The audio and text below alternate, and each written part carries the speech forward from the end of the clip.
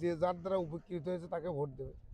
এখন নিরাপত্তা যার কাছ থেকে পেয়েছে, হ্যাঁ, তা আমাদের এলাকার মেজর নিরাপত্তাটা পরাশ সাহেব দিয়েছেন, কিছু অংশে বিএনপি নেতারাও দিয়েছেন। হ্যাঁ, সার্বিক পরিস্থিতিটা মিলিয়ে উভয় পক্ষেরই কিছু কিছু বিষয় আছে, এখানে একচ্ছত্র কিছু নাই।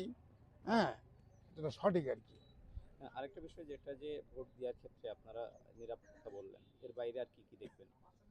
মানে এর বাইরে আর কোন কোন আমরা তো অতীত ইতিহাসটা দেখবো।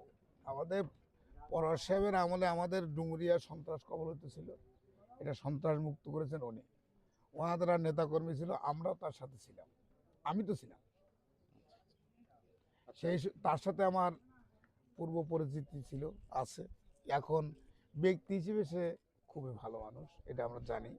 সার্বিকভাবে নিরাপত্তার কোনো শঙ্কা আছে কি? না না, এখন নেই না। আমাদের এখানে এই সেন্টারটা কোনোদিন কোনো গ্যাঞ্জাম হয়নি। আমার কলেজ তো সেন্টার, ভোট কেন্দ্র, এখানে কোনোদিন কোনো গ্যাঞ্জাম হয়নি, এবারও কোনো গ্যাঞ্জাম হবে বলে আশা করি।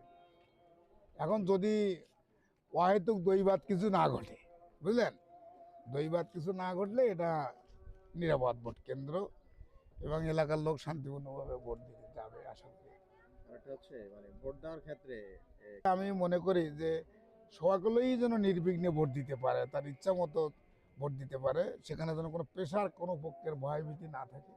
এটা তো সবারই প্রত্যাশা করা উচিত, সেভাবে আমিও করি।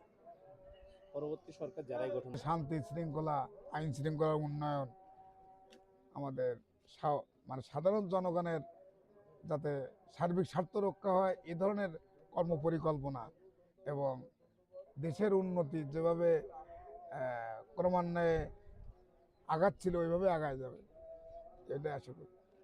ধন্যবাদ।